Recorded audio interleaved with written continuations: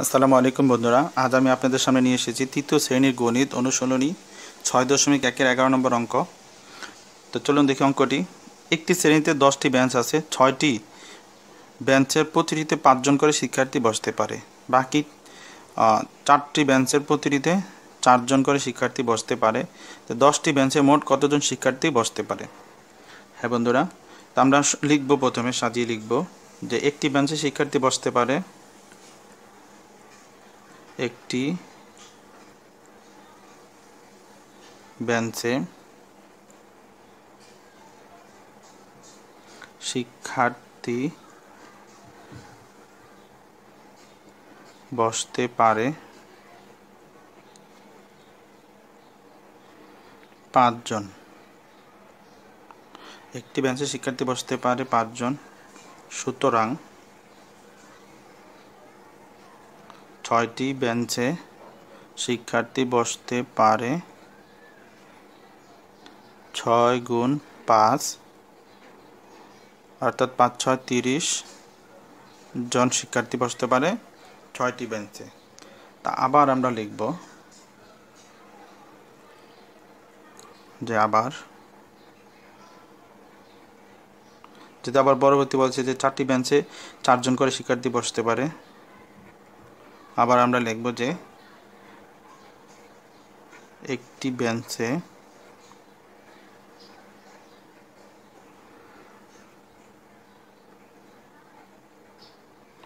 শিক্ষার্থী বসতে পারে, একটি বেঞ্চে শিক্ষার্থী বসতে পারে কতজন? 4 জন। সুতরাং 4টি বেঞ্চে শিক্ষার্থী বসতে পারে 4 গুণ 4 জন, অর্থাৎ 4 4 16 জন শিক্ষার্থী বসতে পারে। তো আমরা প্রথমে পাইছি 30 জন 6টি বেঞ্চে, পরবর্তীতে 4টি বেঞ্চে পাইছি 16 জন। তো আমরা দুইটা একত্রিত করলে আমাদের মোট শিক্ষার্থীর সংখ্যা বের হয়ে যাবে। তো 16 জন। তো আমরা লিখব সুতরাং 10টি বেঞ্চে মোট শিক্ষার্থী বসতে পারে,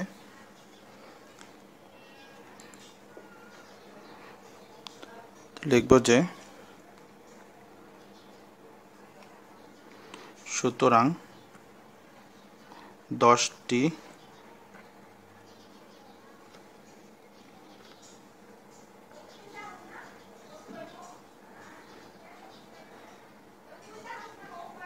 বেঞ্চে, সুতরাং 10টি বেঞ্চে মোট শিক্ষার্থী বসতে পারে, 10টি বেঞ্চে মোট শিক্ষার্থী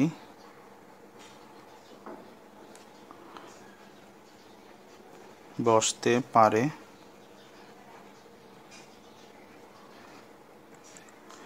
আমরা এখন গুণ করব, যোগ করব, 30 যোগ 16, অর্থাৎ 10টি বেঞ্চে শিক্ষার্থী বসতে পারে কতজন? 6 6 1 আর 3 4 46 জন। 46 জন শিক্ষার্থী বসতে পারে কয়টি বেঞ্চে? 10টি বেঞ্চে, অর্থাৎ উত্তর হবে 46 জন। উত্তর এই 46 জন হবে। এবং এ হলো আমাদের 11 নম্বর অঙ্কের সমাধান। সাথে থাকার জন্য অসংখ্য ধন্যবাদ। আজ আমি আপনাদের সামনে নিয়ে এসেছি তৃতীয় শ্রেণীর গণিত অনুশীলনী 6.1-এর 12 নম্বর অঙ্কের সমাধান। আর এই অঙ্কটি 31 নম্বর পর্ব হিসেবে সাজিয়ে নিয়েছি। তো চলুন দেখি অঙ্কটি। সুকুমার প্রতি মাসে 90 টাকা বৃত্তি পায়। তার 12 মাসের বৃত্তি থেকে সেই রিনাকে 95 টাকা দেয়। তার কাছে কত টাকা অবশিষ্ট থাকে? বন্ধুরা দেখেন, অঙ্কটি দেখলে বুঝতে পারেন একেবারে সহজ। তো আমরা সাজিয়ে লিখে নিব। তো আমরা লিখব যে 1 মাসে বৃত্তি পায় সুকুমার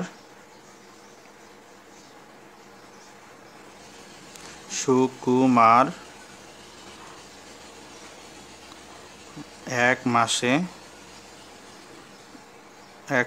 বৃত্তি পায়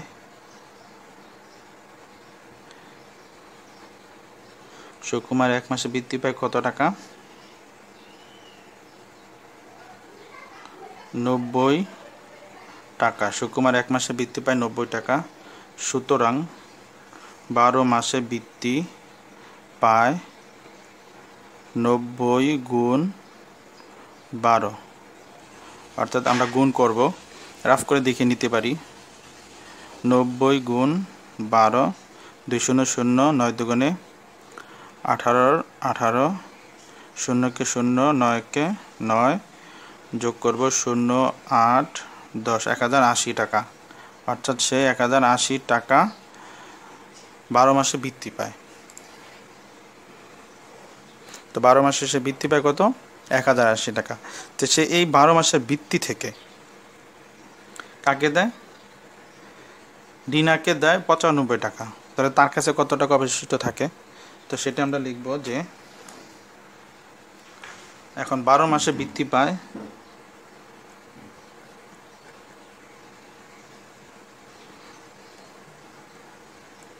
12 মাসে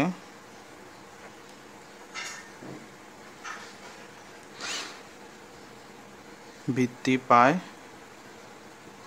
1080 টাকা। 12 মাসে বৃত্তি পায় কত? 1080 টাকা। রিনাকে দেয়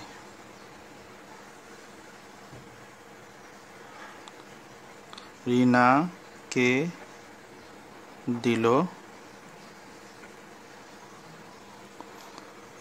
দিল কত? 95 টাকা। এবং ধর আমরা বিয়োগ করব। সুতরাং অবশিষ্ট রইল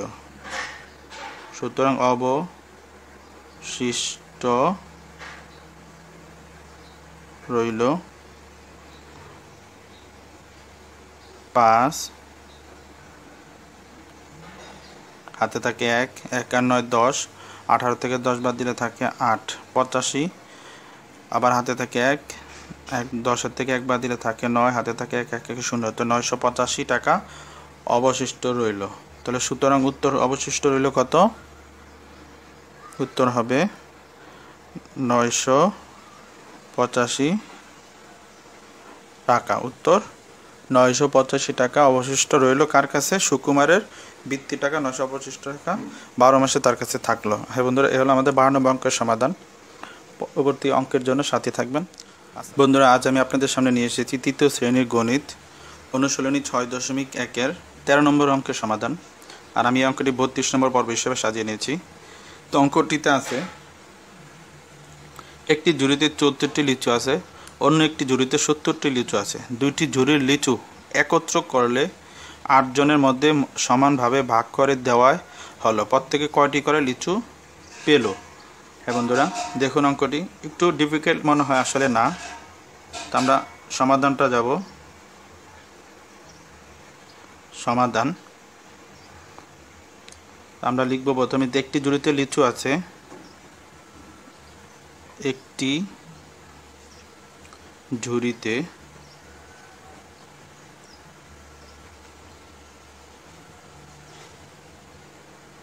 লিচু আছে, একটি ঝুড়িতে লিচু আছে কত? 74টি।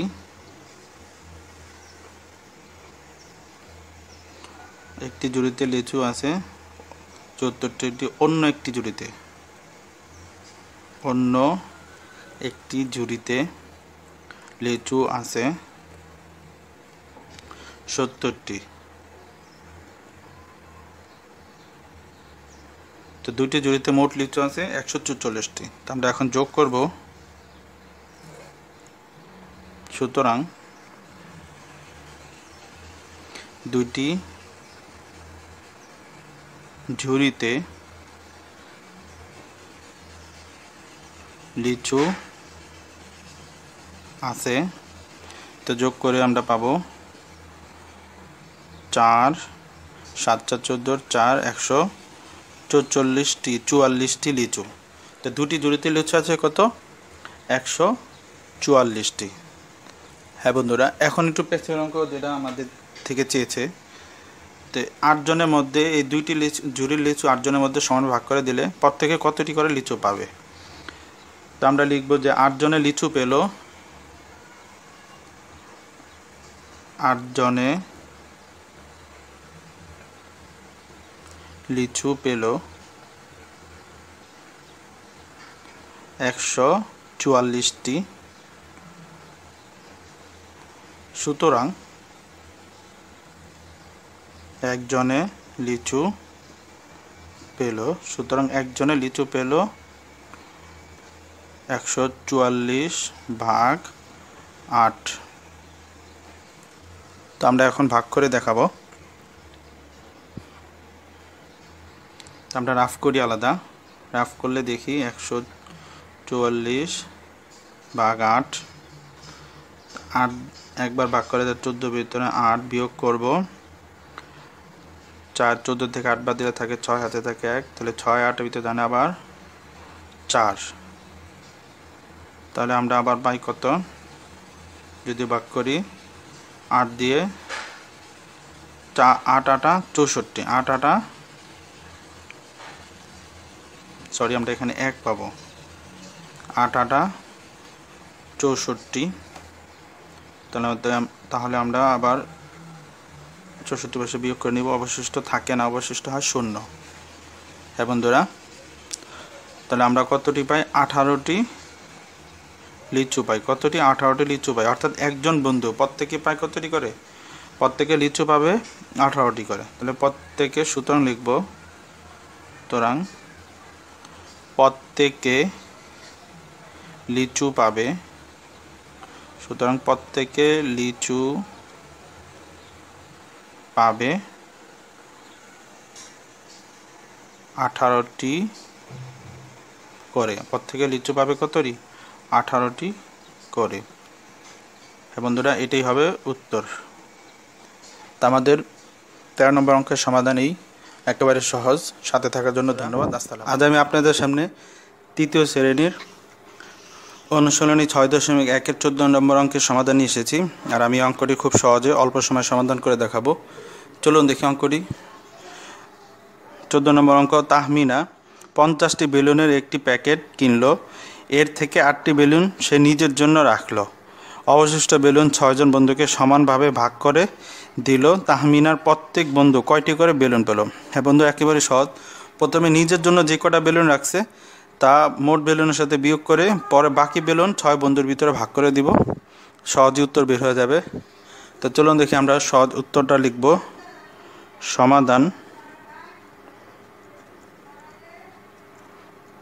সমাধানে প্রথমে লিখব যে তাহমিনা বেলুন কিনলো। তাহমিনা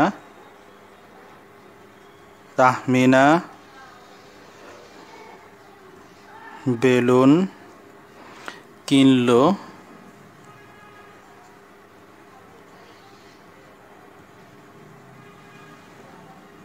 তাহমিনা বেলুন কিনলো কতগুলো, 50টি। 50টি বেলুন কিনলো, নিজের জন্য রাখলো। লিখব যে নিজের জন্য রাখলো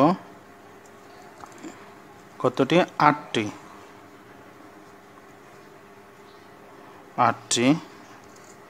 বন্ধুরা, এখন আমরা দাগ দিয়ে লিখব যে অবশিষ্ট বেলুন রইল বা থাকলো। অবশিষ্ট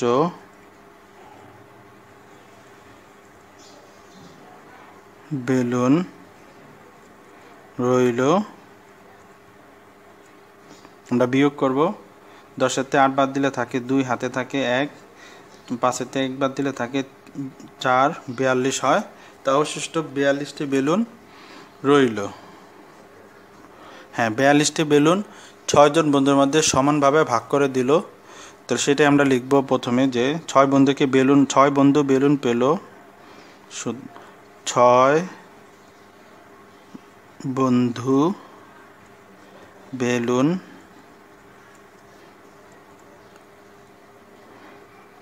পেল 42টি।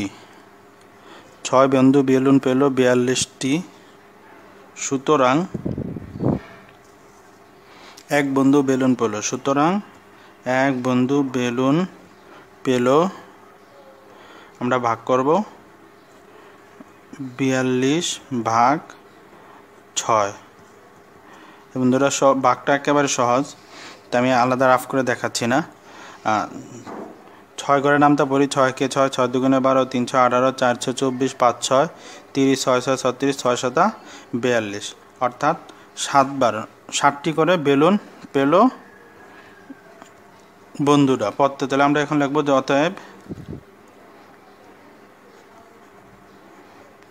অতএব প্রত্যেক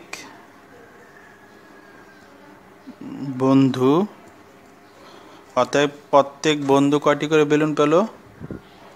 60টি করে বেলুন পেল। অতএব প্রত্যেক বন্ধু 60টি করে বেলুন পেল।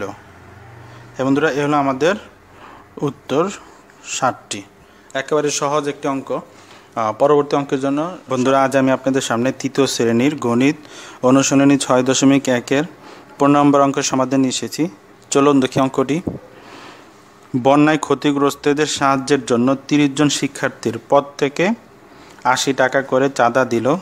মোট টাকা বন্যায় ক্ষতিগ্রস্তদের 10 জনের মধ্যে সমানভাবে বিতরণ করা হয়। প্রত্যেকে কত টাকা করে পান? হ্যাঁ বন্ধুরা, প্রথম অঙ্কটা হবে আমরা কত টাকা চাঁদা তুললো এটা গুণ করব। পরের অঙ্কটা 14 নম্বর অঙ্কের মতো, যে এতজনে চাঁদা পেল অত টাকা, তো 10 জনের মধ্যে সমানভাবে প্রত্যেকে কত করে পেল। তাই বন্ধুরা প্রথমে আমরা গুণ করব। কিভাবে করব চলুন দেখি।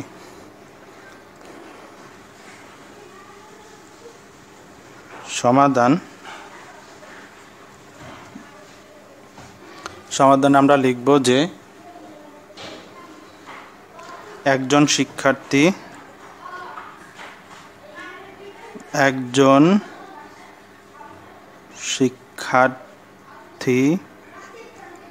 চাঁদা দিল। একজন শিক্ষার্থী চাঁদা দিল 80 টাকা। সুতরাং 30 জন শিক্ষার্থী চাঁদা দিল 80 গুণ 30 টাকা। বন্ধুরা আমরা সহজে গুণ করব। 3 আটা 24 আর 2টা শূন্য আমরা বসায় দিব, তাহলে হয় কত? 2400 টাকা। একেবারে সহজভাবে আমরা গুণটা করেছি। তো কত হলো? আমরা 30 জন শিক্ষার্থী চাঁদা তুলল কতজন, কত টাকা? 2400 বা 2400 টাকা। এখন আগের অঙ্কের মতো 14 নম্বর অঙ্কের মতো আমরা সমাধান করব। যে এখন লিখব যে এখন 10 জন ক্ষতিগ্রস্ত লোক পেলেন। যেহেতু এখন আমাদের বলছে যে মোট টাকা বন্যায় ক্ষতিগ্রস্তদের 10 জনের মধ্যে সমানভাবে ভাগ করে দিল। তো আমরা লিখব যে 10 জন ক্ষতিগ্রস্ত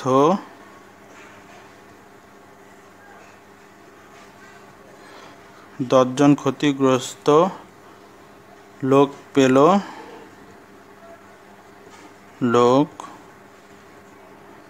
2400 টাকা বা 2400 টাকা।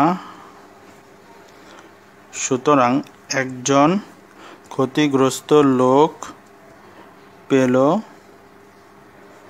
2400 ভাগ 10। হ্যাঁ বন্ধুরা, এখন আমরা ভাগ করব। ভাগটা পাশে আমরা রাফ করে দেখাতে পারি।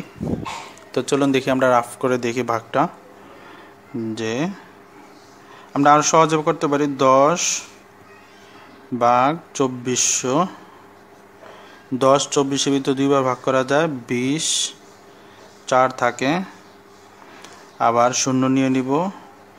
10 4 বার ভাগ করা যায় 40-এর ভিতরে 40। এখন যে শূন্য থেকে নামায় নিব, 0 0 বসায় দিব 0। তাহলে কত হয়? 240 টাকা। 240 টাকা। হ্যাঁ বন্ধুরা, তাহলে আমরা এখন লিখতে পারি যে অতএব প্রত্যেকে 240 টাকা করে পেলেন। অতএব প্রত্যেকে 240 টাকা করে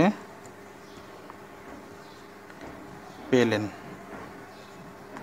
এই হবে আমাদের উত্তর।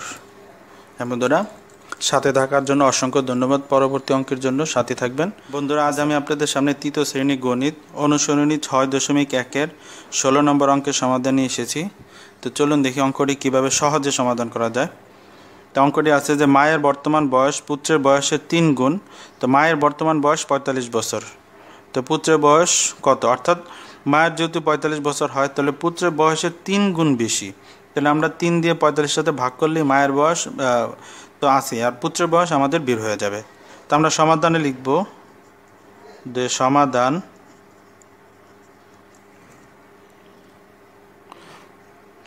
লিখব যে মায়ের বর্তমান বয়স 45 বছর, মায়ের বর্তমান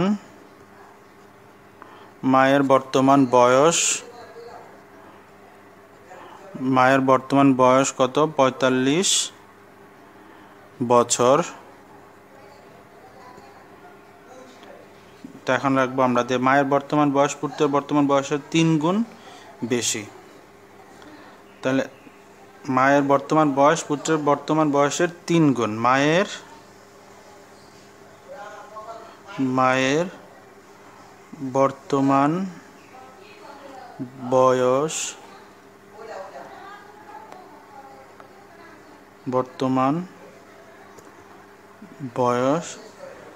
পুত্রের বর্তমান বয়সের 3 গুণ। পুত্রের বর্তমান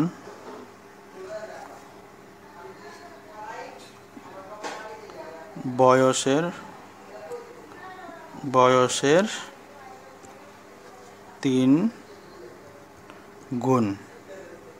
তো এখন আমরা লিখব যে সুতরাং পুত্রের বর্তমান বয়স, যেহেতু আমাদের চেয়েছে পুত্রের বয়স বের করতে, যে সুতরাং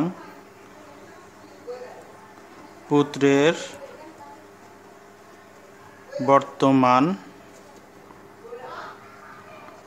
বর্তমান বয়স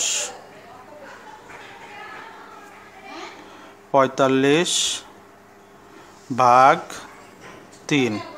পুত্রের বর্তমান বয়স 45 ভাগ তো বছর। সুতরাং তা আমরা ভাগ করব 3 দিয়ে 45-এর সাথে আমরা ভাগ করলে 15 পাই। 15 বছর উত্তর 15 বছর। বন্ধু এই হলো আমাদের তৃতীয় শ্রেণীর 16 নম্বর অঙ্কের সমাধান। সাথে থাকার জন্য অসংখ্য ধন্যবাদ। বন্ধুরা আজ আমি তৃতীয় শ্রেণীর গণিত অনুশীলনী 6.1-এর 16 নম্বর অঙ্কের সমাধান নিয়ে এসেছি। চলুন দেখি 16 নম্বর অঙ্কটি।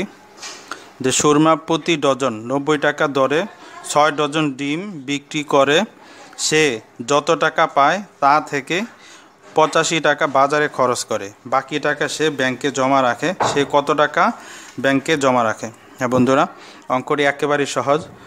তো আমরা কিভাবে সমাধান করব চলুন দেখি। যে 6 ডজন ডিম বিক্রি করে 90 টাকা, 1 ডজন ডিম বিক্রি করে 90 টাকা, তো 6 ডজন ডিমের দাম সে পায়, গুণ করে পাইতে হবে। তখন আমরা গুণ করব প্রথমে, তারপরে আবার কত খরচ করে তার সাথে আমরা বিয়োগ করব। বিয়োগ করলে সে বাকি টাকা পাবে, সেই টাকা সে ব্যাংকে জমা রাখে। তো আমরা সমাধান লিখব আগে যে সমাধান 1 ডজন ডিম বিক্রি করে, 1 ডজন ডিম বিক্রি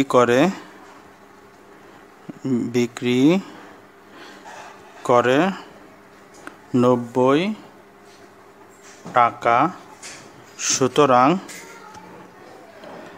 6 ডজন ডিম বিক্রি করে 90 গুণ 6।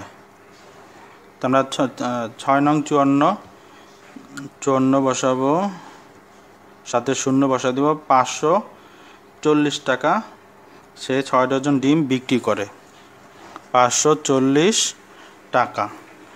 তো এখন আমরা আবার লিখব, যেহেতু আবার বলে দিছে যে সে যত টাকা পায় তা থেকে 85 টাকা বাজারে খরচ করে, তাহলে সে পায় কত? 6 ডজন ডিম বিক্রি করে পেল, দেখব যে আবার 6 ডজন ডিম বিক্রি করে পেল 540 টাকা এবং বাজারে খরচ করলো, এবং বাজারে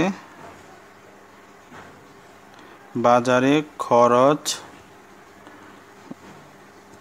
করলো 85 টাকা। বাজারে খরচ করলো কত? 85 টাকা। তো সুতরাং বাকি থাকে বা অবশিষ্ট থাকে, আমরা বিয়োগ করব। 10-তে 5 দিলে 5, হাতে থাকে 1, 8 আর 1 9, 14 থেকে 9 বাদ দিলে থাকে 5, আবার হাতে থাকে 1, 5 থেকে 1 বাদ দিলে থাকে 4, 455 টাকা। 455 টাকা তার বাকি থাকে। তাহলে এখন লিখব অতএব সুরমা 455 টাকা। অতএব 455 টাকা সে ব্যাংকে জমা রাখে। ব্যাংকে জমা রাখে। হ্যাঁ বন্ধুরা, এই হলো আমাদের 17 নম্বর অঙ্কের সমাধান, যে 455 টাকা। হ্যাঁ বন্ধুরা, সাথে থাকার জন্য অসংখ্য ধন্যবাদ। বন্ধুরা, আজ আমি আপনাদের সামনে তৃতীয় শ্রেণীর গণিত অনুশীলনী 6.1-এর 18 নম্বর অঙ্কের সমাধান এসেছি। আর 6.1-এর এটি শেষ অঙ্ক। তো চলুন দেখি অঙ্কটি। পিতার বর্তমান বয়স কন্যার বর্তমান বয়সের 4 গুণ। 4 বছর পূর্বে কন্যার বয়স ছিল 6 বছর। 4 বছর পূর্বে কন্যার বয়স ছিল 6 বছর। পিতার বর্তমান বয়স কত? এবং ধরুন তার আগে আমরা এর একটা অঙ্ক করেছি, মেবি 16 নম্বর অঙ্ক। মায়ের আর পুত্রের বর্তমান, মায়ের বয়স দেওয়া ছিল, পুত্রের বয়স দেওয়া নেই, পুত্রের বয়স বের করতে হয়েছে। তো চলুন দেখি অঙ্কটি, আমরা সমাধানে যাই। এবং ধরুন আমরা সমাধানে লিখব যে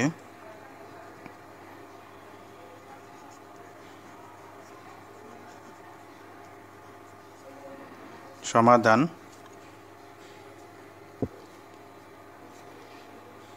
আমরা প্রথমে লিখব যে যেহেতু প্রথমে কন্যার 4 বছর পূর্বে কন্যার বয়স ছিল 6 বছর, তাকে কন্যার বয়স বের করতে হবে, তারপরে পিতার বয়স বের করব। তাহলে 4 বছর পূর্বে 4 বছর পূর্বে 4 বছর পূর্বে কন্যার বয়স ছিল 4 বছর পূর্বে কন্যার বয়স ছিল 6 বছর। 6 বছর। আমরা যোগ করব যে কন্যার বর্তমান বয়স, সুতরাং কন্যার বর্তমান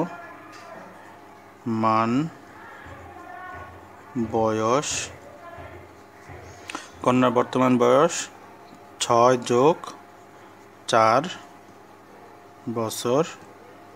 আমরা যোগ করব 10 বছর বের হয়। কন্যার বর্তমান বয়স 10 বছর।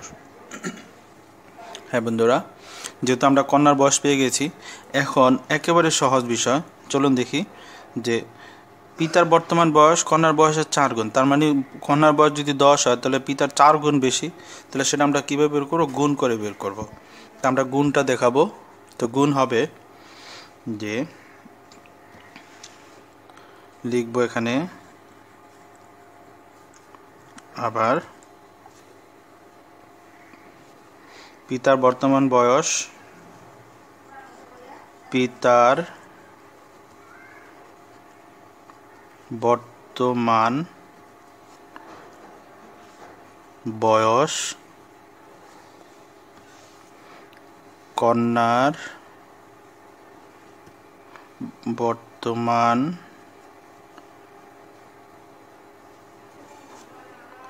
বয়সের 4 গুণ বেশি, বয়সের 4 গুণ। সুতরাং পিতার বর্তমান বয়স, সুতরাং পিতার বর্তমান বয়স, সুতরাং পিতার বর্তমান বয়স 10 গুণ 4 বছর। পিতার বর্তমান বয়স 10 গুণ 4 বছর, তো আমরা গুণ করব 4.40 বছর, 4.40 বছর। সুতরাং পিতার বর্তমান বয়স কত পাই আমরা? 40 বছর। বন্ধুরা, এটাই হবে আমাদের 18 নম্বর অঙ্কের উত্তর, 40 বছর পিতার বয়স। আগের অঙ্কে চেয়েছে পুত্রের বয়স, আমরা ভাগ করে বের করেছি। 3 দিয়ে 15 পুত্রের বয়স দেওয়া ছিল, সেই অনুসারে মায়ের বয়স, সেই অনুসারে পুত্রের বয়স বের করেছি। এখন আমরা বের করলাম পিতার বয়স, যে 40 বছর। উত্তর পিতার বয়স 40 বছর। বন্ধুরা, সাথে থাকার জন্য অসংখ্য ধন্যবাদ। আসসালামু আলাইকুম।